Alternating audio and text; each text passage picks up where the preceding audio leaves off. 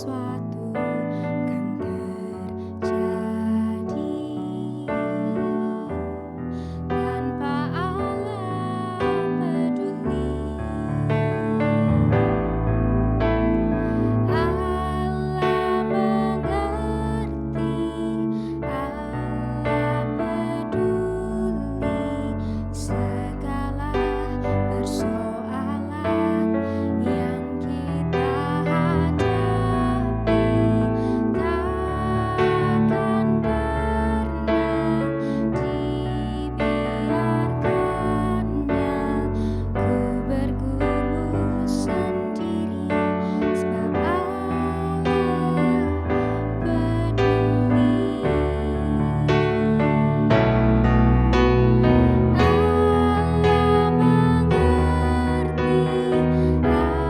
mengerti, Allah peduli segala persoalan yang kita hadapi. Takkan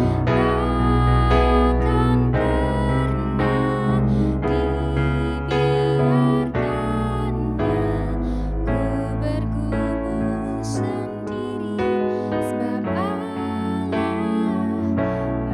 mengerti. Dibukanya jalanku, sebab Allah mengerti.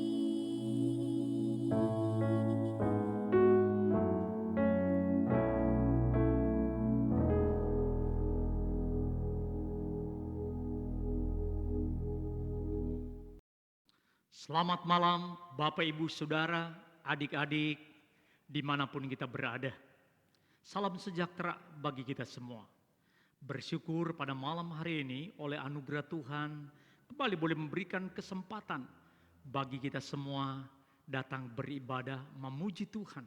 Kita akan boleh sama-sama berinteraksi dengan firman Tuhan, juga menaikkan doa-doa kita. Baik, malam hari ini sebelum kita membaca dan merenungkan kebenaran firman, mari kita datang di dalam doa. Bapa, kami bersyukur malam hari ini oleh anugerah Tuhan. Kembali Engkau berikan satu kesempatan bagi setiap kami, kembali boleh datang memuji menyembah Engkau. Bahkan ada satu kesempatan kembali kami boleh belajar dari firman Tuhan. Kebenaran firman kami sangat butuhkan, karena tanpa firman-Mu kami akan kehilangan arah di tengah-tengah dunia yang penuh dengan tantangan cobaan ini. Oleh karena itu Tuhan, kami sungguh-sungguh bersyukur ada kesempatan kembali kami mau merenungkan firman-Mu. Tolong kami agar ketika kami berinteraksi dengan firman-Mu, Roh-Mu yang kudus boleh menolong kami. Supaya kami boleh dimengertikan, tapi bukan hanya dimengertikan, diberi kemampuan untuk boleh menerapkan firman-Mu dalam hidup kami pribadi lepas pribadi. Terpujilah Engkau, ini doa sembahyang kami berdoa, kami memohon di dalam nama Tuhan Yesus. Amin. Ya, Bapak Ibu Saudara, mari kita membuka Alkitab kita. Saya mengajak kita membuka satu bagian firman Tuhan dari Kitab Yakobus. Kitab Yakobus pasal yang pertama, ayat yang ke-26 hingga ayat yang ke-27. Yakobus pasal yang pertama, ayat 26 hingga ayat yang ke-27. Firman Tuhan berkata demikian. Jikalau ada seorang menganggap dirinya beribadah, tetapi tidak mengekang lidahnya, ia menipu dirinya sendiri, maka sia-sialah ibadahnya. Ibadah yang murni dan yang tak bercacat di hadapan Allah, Bapa kita, ialah mengunjungi yatim piatu dan janda-janda dalam kesusahan mereka, dan menjaga supaya dirinya sendiri tidak dicemarkan oleh dunia. Sampai di sana pembacaan firman. Selamat dan berbahagia kita membaca, menyimpan. Tapi sudah tentu yang lebih berbahagia Yesus katakan, yaitu mereka yang melakukan firman itu di dalam kehidupannya sehari-hari. Bapak Ibu Saudara, kalau kita dengar kitab Yakobus, ya, kita akan selalu langsung terbawa dengan kitab yang selalu menekankan bagaimana satu perbuatan. Sehingga memang kitab ini saudara pernah meragukan Martin Luther, ya, seorang reformator. Dia ragu apakah kitab ini bisa masuk di dalam kanon Alkitab. atau masuk dari 66 kitab. Oleh karena kitab ini lebih banyak menekankan mengenai perbuatan, seakan-akan keselamatan itu oleh karena perbuatan. Tapi akhirnya bisa dimengerti bahwa kitab Yakobus menekankan perbuatan itu berangkat daripada iman. Jadi bukan karena perbuatan itu yang menyelamatkan, tapi perbuatan itu adalah bukti daripada kita sudah diselamatkan. Nah, itu yang harus kita pegang bersama-sama. Oleh karena kalau kita dikatakan kita punya iman yang sejati, tidak ada perbuatan, maka mungkin kita belum memiliki satu pemahaman yang benar. Saya selalu mengatakan bahwa ada seorang memberikan satu analogi atau satu ilustrasi seperti ini. Seperti misalkan kita sakit, saudara. Orang sakit, dia minum obat, sembuh, dan bukti daripada dia sembuh itu apa? Dia bisa berolahraga, dia bisa melakukan aktivitas. Betul tidak? Ya kan? Nah, sama kita dulu orang berdosa, ya, kita beriman, percaya kepada Yesus Kristus, kita diselamatkan, maka bukti bahwa kita sudah diselamatkan, kita akan berbuat baik.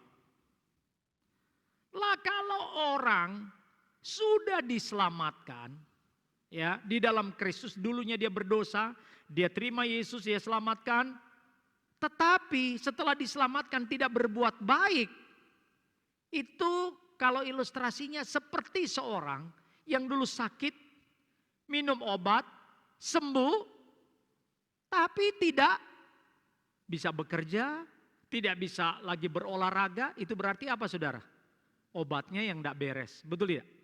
Sama, kalau kita sudah diselamatkan, lalu kita tidak berbuat baik. Jadi dari berdosa, beriman percaya, diselamatkan, lalu kita tidak bisa berbuat baik, melakukan sesuatu bagi Tuhan, mungkin imanmu itu tidak beres. Itulah saudara kitab Yakobus itu adalah bukti bahwa kita memiliki iman yang sejati berangkat dari iman yang sejati itu akan diterjemahkan di dalam bagaimana kita berbuat. Menarik sekali saudara. Saudara, justru kita menemukan dalam kitab Yakobus ini di dalam ayat 26 sampai 27 paling tidak ada 3 C di dalam bahasa Inggris itu berbicara mengenai conversationnya kita, compassionnya kita, dan karakter kita. Di sana dikatakan begini saudara, jika ada seorang yang menganggap dirinya beribadah atau beragama, tetapi tidak mengekang lidahnya, ia menipu dirinya sendiri. Jadi seorang yang betul-betul dia beribadat, seorang yang dikatakan dia beragama, akan dibuktikan dengan bagaimana dia mengendalikan lidahnya. Ya, ini penting. Sebagai orang percaya, sebagai seorang yang sudah bukti bahwa kita diselamatkan, bagaimana kita belajar mengendalikan lidah kita. Oh saudara, kalau kita membaca di dalam Amsal pasal 21 ayatnya yang ke-18 memberitahukan kepada engkau dan saya bahwa pentingnya sekali bagaimana kita lidah itu. Karena lidah itu menentukan hidup dan matinya engkau dan saya. Bukankah ada satu pepatah mengatakan karena lidah badan binasa. Maka penting berarti sekali kita mengendalikan lidah kita, mengekang lidah kita. Ingat saudara, melalui satu survei mengatakan manusia setiap harinya bisa mengeluarkan 16.000 kata. 16.000 kata, dia katakan seperti itu. Bahkan orang mengatakan bahwa kalau perempuan dia harus mengeluarkan kata-kata setiap hari itu bisa 20.000. Seorang pria 7.000. Wow. Nah kalau 16.000 rata-rata setiap hari saudara, itu berarti saudara kalau 16.000 kata itu sama dengan 64 halaman buku ya satu hari. Nah, maka memang penting sekali kita mengendalikan lidah kita supaya bagaimana kita tetap boleh menjadi berkat. Kata-kata yang membangun, kata-kata yang memberkati. Jangan sampai kata-kata kita membawa kita dalam kebinasaan. Saya masih ingat saudara, ingat ada seorang istri dari seorang perwira, bagaimana oleh karena penggunaan kata bahasa dia di medsos membuat suaminya itu harus seorang yang sudah punya jabatan tinggi, akhirnya harus diberhentikan dan seterusnya. Ini penting sekali, saudara. Maka penting kita untuk mengendalikan kata-kata kita. Ingat, kata-kata bukan hanya yang mulut kita ucapkan, di media yang kita pakai, yang merupakan ungkapan dari kata-kata yang kita tulis, saudara. Itu bisa membahayakan. Ya, ada undang-undang ITE itu ya. Itu perhatikan dengan baik-baik. Gosip kita, yang suka menggosip, suka omong kata-kata kotor, makian dan sebagainya. Mari kita belajar mengendalikan hal itu. Itulah dikatakan kalau kita adalah orang yang disebut beribadat, mampu mengendalikan lidah kita. Yang kedua, di sana dikatakan ibadah yang murni, ayat yang ke-27. Ibadah yang murni dan yang tak bercacat di hadapan Allah Bapa kita ialah mengunjungi yatim piatu dan janda-janda dalam kesusahan mereka. Kalau tadi yang pertama memperhatikan apa saudara? Your conversation. Tapi yang kedua itu your compassion. Kalau tadi kata-kata kita, perkataan kita, ini compassion, ada belas kasihan kita, kepedulian sosial kita. Saudara, kita bersyukur di tengah-tengah pandemi ini, ya kita sebagai jemaat Tuhan, kita terpanggil memberikan satu perhatian kepada sesama kita. Gereja kita melalui GKI Peduli, kita boleh menemukan bagaimana mempunyai kepedulian.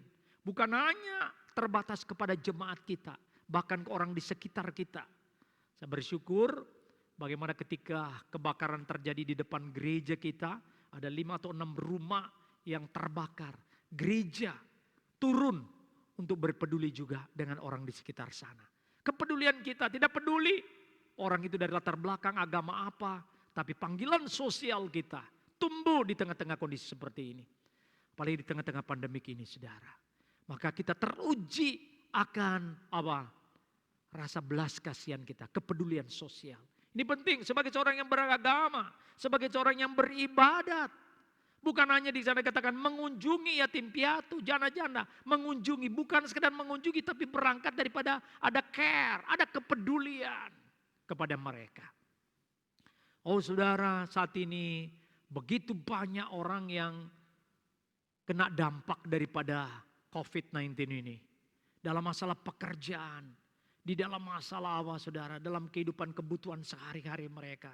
Mari kita mau berpeduli dengan mereka. Saya percaya kita sebagai anak-anak Tuhan, sebagai orang yang sudah mengalami kasih Kristus, mari kita jawantakan itu juga di dalam kehidupan kita. Karena itu sebagai bukti. Apa artinya kita dikatakan bahkan mungkin menggunakan kata-kata yang begitu manis, bahasa-bahasa rohani. Bahkan kita dengan atribut-atribut, ornamen-ornamen agama kita. Tetapi tidak dijawantakan dengan kepedulian sosial. Itu juga akan menjadi satu yang sia-sia. Dan yang terakhir saudara di sana dikatakan ibadah yang murni itu selain mengunjungi yatim piatu janda-janda ada kepedulian sosial, tetapi di sana dikatakan dan menjaga supaya dirinya sendiri tidak dicemarkan oleh dunia. Tadi bicara pertama conversation kita, bicara masalah compassion kita. Yang ketiga itu bicara mengenai karakter kita. Bagaimana supaya kita menjaga supaya tetap terpelihara kehidupan kekudusan kita, hidup tidak tercemar oleh dunia ini. Di sana kita supaya jangan terpengaruhi. Firman Tuhan berkata pergaulan yang buruk merusak kebiasaan baik. Di tengah-tengah kondisi seperti ini, kepada siapa kita bergaul kadang-kala mempengaruhi kita. Oleh karena itu mari boleh selalu dekat dengan, betul-betul dekat dengan Tuhan. Dengan orang-orang yang membangun kehidupan rohani kita. Ada komunitas rohani yang baik. Yang supaya terus memberikan satu dorongan di dalam kehidupan kita, menjaga kehidupan kekudusan engkau dan saya. Di tengah-tengah dunia ini supaya kita tidak tercemar, tidak terbawa oleh arus zaman ini. Malah justru kita memberi pengaruh di tengah-tengah dunia ini. Saya selalu mengatakan, mengutip perkataan dari seorang hamba Tuhan mengatakan, ikan apa yang selalu terbawa arus saudara? Ikan apa? Ikan apa yang selalu terbawa arus? Itu adalah ikan mati. Ikan apa yang selalu melawan arus? Ikan hidup, dia melawan arus. Membuktikan kita hidup di tengah-tengah dunia ini. Hidup rohani kita, itu kita bisa tidak terbawa arus. Melawan hal-hal yang mungkin menjadi satu tren, hal-hal yang membuat jauh daripada Tuhan. Ini yang membuat kita harus lebih dekat dengan Tuhan. Di tengah-tengah kondisi pandemik ini, mari kita boleh tetap menjadi berkat bagi sesama kita. Kata-kata kita, kepedulian kita, dan karakter hidup kita boleh senantiasa menjadi kemuliaan. Nama Tuhan dimuliakan. Orang lain melihat dan nama Tuhan dipermuliakan. Amin. Tuhan memberkati. Kita berdoa. Bapa, kami bersyukur untuk kebenaran firman-Mu. Ajar kami Tuhan. Sebagai orang yang mengatakan kami adalah orang yang beragama. Seorang yang betul-betul beribadat. Itu diwujud nyatakan di dalam bagaimana kami mengendalikan mulut kami, lidah kami. Supaya kami mengeluarkan kata-kata yang membangun. Kata-kata yang memberkati. Kata-kata yang boleh menjadi berkat bagi banyak orang. Berikan kami kemampuan mengendalikan lidah kami. Juga mempunyai kepedulian sosial di tengah-tengah dunia ini. Terlebih di tengah-tengah pandemik yang sedang dihadapi. Begitu banyak orang yang terdampak daripada COVID ini. Supaya kami juga panggilan sosial kami sebagai anak-anak Tuhan mampu menerjemahkan itu. Dan bagaimana karakter kami tetap terjaga. Di tengah-tengah dunia arus yang begitu kuat. Menarik kami untuk ikut dunia ini. Tapi biarlah kami boleh tetap teguh iman kami. Memiliki karakter Kristus. Terima kasih Tuhan. Terpujilah Engkau dalam nama Tuhan Yesus. Amin. Ya, Bapak Ibu Saudara, kita akan bersama-sama masuk di dalam beberapa pokok doa. Ya. Mari pertama-tama kita datang kepada Tuhan, kita mau bersyukur kepada Tuhan. Kita buka suara bersyukur, bersyukur untuk apapun yang sudah Tuhan anugerahkan di dalam kehidupan kita. Bersyukur untuk kehidupan keluarga, bersyukur untuk kehidupan pekerjaan, bersyukur untuk studi kita, bersyukur untuk gereja tempat di mana kita boleh beribadah, bahkan bersyukur untuk bangsa dan negara di mana kita boleh hadir, bersyukur untuk apapun juga. Mari kita datang sama-sama buka suara bersyukur kepada Tuhan. Bapa dalam surga, kami bersyukur untuk segala anugerah berkat, pimpinan penyertaan Tuhan. Terima kasih untuk keselamatan yang sudah Tuhan berikan kepada kami. Terima kasih bukan hanya Engkau menganugerahkan keselamatan, Engkau juga memelihara kehidupan iman kami.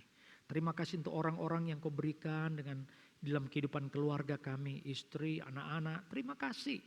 Juga bersyukur untuk pekerjaan yang masih Engkau percayakan. Bersyukur untuk gereja tempat di mana kami boleh beribadah, boleh bertumbuh, melayani. Bersyukur untuk bangsa dan negara di tempat di mana kami boleh berada. Terima kasih Tuhan. Terpujilah Engkau dalam nama Tuhan Yesus, Tuhan dan Juru Selamat kami. Amin. Saudara, yang kedua, mari kita datang berdoa. Bapak Ibu Saudara, kita dalam bulan ini, kita masuk di dalam bulan keluarga. Nah, mari kita mau berpeduli dengan keluarga kita. Kita berdoa untuk suami, untuk istri, untuk anak, opa, oma kita, atau keluarga kita. Kerinduan kita di tengah-tengah kondisi yang sedang kita alami. Supaya kehidupan rohani daripada keluarga kita, anggota keluarga kita tetap terjaga. Mereka supaya tetap bertumbuh, memiliki hubungan yang baik dalam relasi dengan Tuhan. Itu doa kita. Mari kita buka suara, doa sama-sama. Bapa di dalam surga, kami datang kepada Tuhan, kami berdoa untuk keluarga kami masing-masing. Berdoa untuk istri kami, suami kami, anak-anak kami. Mungkin itu adalah orang tua kami juga, kakek nenek kami, opa, oma, atau om, tante kami, keluarga-keluarga kami yang lain. Kerinduan kami di tengah-tengah pandemik yang sedang melanda dunia, melanda Kota Palu. Kehidupan keluarga kami tetap terjaga, iman mereka tetap kokoh, tetap kuat. Tidak dipengaruhi oleh situasi kondisi yang sedang melanda dunia. Itu doa kami Tuhan. Oleh karena itu Tuhan, bawa keluarga kami di tengah-tengah kondisi ini untuk makin hari makin boleh dekat dengan Tuhan. Terima kasih Tuhan, terima kasih. Terpujilah Engkau dalam nama Tuhan Yesus, Tuhan dan Juru Selamat kami. Amin. Bapak Ibu Saudara, mari kita terus berdoa dalam kehidupan keluarga secara khusus untuk anak-anak muda kita. Baik itu pemuda, remaja. Kita doakan bagi mereka di tengah-tengah kondisi mereka studi, bagaimana mereka harus belajar mungkin lewat online. Dan biarlah Tuhan menolong mereka boleh menyelesaikan studi mereka dengan baik. Ya, kita doakan secara khusus untuk anak-anak muda, remaja, pemuda supaya mereka tetap terpelihara di dalam kehidupan yang sedang mereka geluti. Mari kita buka suara doa sama-sama. Bapa dalam surga, kami datang kepada Tuhan, kami berdoa untuk anak-anak pemuda, remaja. Kami tahu di dalam masa mereka belajar studi, baik di tingkat universitas ataupun di SMP, SMA. Tuhan tolong mereka supaya dalam masa-masa mereka belajar. Di tengah-tengah pandemi ini mereka boleh tidak kehilangan bagaimana berinovasi, belajar dengan baik. Harus mungkin melewati online. Tuhan tetap karuniakan kepada mereka hikmat, kebijaksanaan, kemampuan untuk boleh menyerap pelajaran dengan baik. Terima kasih Bapa. Terpujilah Engkau dalam nama Tuhan Yesus. Saudara yang berikut, mari kita doakan. Kita tahu anak-anak muda seringkali menjadi sasaran di tengah-tengah kondisi pandemi ini juga. Mereka terbawa arus. Oleh karena kita tahu kondisi dalam kesendirian di rumah, kadangkala mereka tidak melakukan sesuatu, bahkan kadangkala melakukan hal-hal yang tidak benar. Ya. Di dalam kehidupan ini mereka melalui media, melalui internet, supaya Tuhan jaga kehidupan mereka, kekudusan mereka. Mereka boleh tetap terpelihara hidup iman rohani mereka. Juga secara khusus kita tahu apa yang sedang terjadi di Kota Palu. Kota Palu menduduki urutan keempat di Indonesia yang terpengaruh oleh narkotika, oleh obat-obatan. Kita doakan supaya anak-anak kita, anak-anak remaja, pemuda tetap terjaga, terpelihara di dalam godaan yang begitu besar ini. Kita doakan supaya mereka tidak terjatuh. Kita doakan karena firman Tuhan berkata, dengan apakah seorang muda mempertahankan kelakuannya bersih, itu menjaganya sesuai dengan firman-Mu. Kita doakan supaya mereka tetap teguh dekat dengan firman Tuhan. Mari kita buka suara, doa sama-sama. Bapa dalam surga, kami datang berdoa lebih khusus lagi untuk anak-anak muda. Di tengah-tengah kondisi seperti ini begitu banyak tantangan, cobaan, godaan yang membawa mereka terbawa oleh arus zaman ini, sehingga mereka kadangkala harus melakukan hal-hal yang tidak sesuai dengan apa yang Tuhan mau. Tuhan tolong anak-anak kami secara khusus di tengah-tengah kondisi ini juga, supaya mereka tidak terlibat pada hal-hal yang tidak Tuhan kehendaki. Bahkan keterlibatan di dalam narkoba, begitu banyak anak-anak muda yang terseret, jatuh. Tuhan tolong supaya anak-anak kami tetap terjaga, terproteksi, supaya mereka tetap punya iman yang kokoh, kuat. Itulah menjadi doa kerinduan kami. Terima kasih Bapa dalam surga. Terpujilah Engkau dalam nama Tuhan Yesus, Tuhan dan Juru Selamat kami. Amin. Saudara, mari yang terakhir kita akan doakan untuk pemilihan kepala daerah. Kita tahu pada tanggal 9 Desember akan diadakan pemilihan wali kota, bupati, gubernur. Kita doakan supaya di dalam proses pemilihan ini kita tahu seringkali terjadi hal-hal yang membuat keributan atau ketidaknyamanan, ada friksi-friksi yang akan terjadi. Kita doakan supaya bangsa ini tetap terjaga, secara khusus kota di mana kita tinggal. Dan kerinduan kita boleh mendapatkan seorang pemimpin yang baik, seorang pemimpin yang akan memimpin Kota Palu atau daerah-daerah yang lain yang harus melewati pemilihan kepala daerah. Biar Tuhan yang akan menampilkan orang yang tepat di dalam memimpin kota atau daerah-daerah yang ada. Mari kita buka suara, doa sama-sama. Bapa dalam surga, kami datang berdoa kepada Tuhan, menyerahkan untuk pemilihan wali kota, bupati, gubernur pada tanggal 9 Desember ini. Di tempat-tempat yang harus mengadakan pemilihan di Indonesia ini, Tuhan menolong. Karena tidak jarang seringkali terjadi hal-hal yang tidak diinginkan. Oleh karena itu kami berdoa supaya mereka yang terlibat di dalam pemilihan ini, Tuhan berikan kepada mereka kemampuan supaya mengendalikan satu keamanan dengan lebih baik. Secara khusus untuk aparat keamanan, supaya mampu mengendalikan kondisi ini, supaya tetap terjamin satu kondisi yang kondusif di dalam bangsa ini. Tak terkecuali kami berdoa untuk kota Palu, kota di mana kami tinggal. Tuhan berkati, Tuhan pimpin. Dan kerinduan kami boleh mendapatkan pemimpin-pemimpin yang baik. Pemimpin-pemimpin yang takut akan Tuhan. Terima kasih Bapa dalam surga. Ini doa sembahyang kami berdoa, kami memohon di dalam nama Tuhan Yesus. Bapak Ibu Saudara, ada kesempatan di mana kita boleh menyampaikan apa yang menjadi isi hati kita. Kita mendoakan apa yang menjadi pergumulan kita pribadi. Mungkin kita datang dengan berbagai macam pergumulan kehidupan relasi kita, dalam kehidupan keluarga kita, dalam kehidupan ekonomi kita. Ataupun kita saat ini sedang mengalami sakit, penyakit, biarlah kita datang bawa itu di dalam doa pribadi kita masing-masing. Mari kita mengambil beberapa menit ke depan untuk terus berdoa secara pribadi di hadapan Tuhan. Kita berdoa.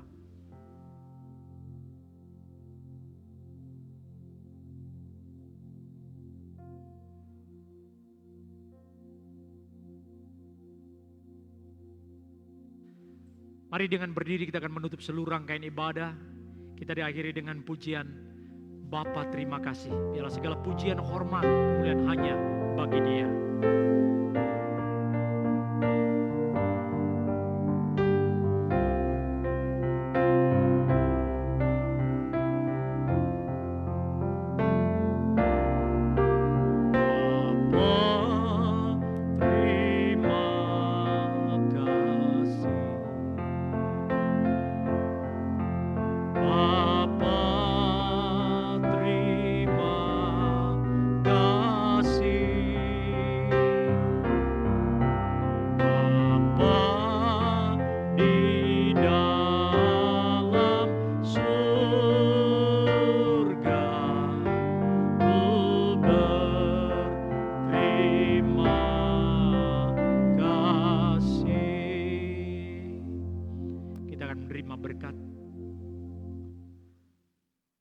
Kasih karunia dan damai sejahtera dari Tuhan Yesus, kasih daripada Allah Bapa dalam persekutuan dengan Roh-Nya yang kudus, kasih Allah Tritunggal ini menyertai, memimpin, menuntun hidup kita mulai hari ini sampai Maranatha Tuhan Yesus datang kembali, bahkan sampai selama-lamanya.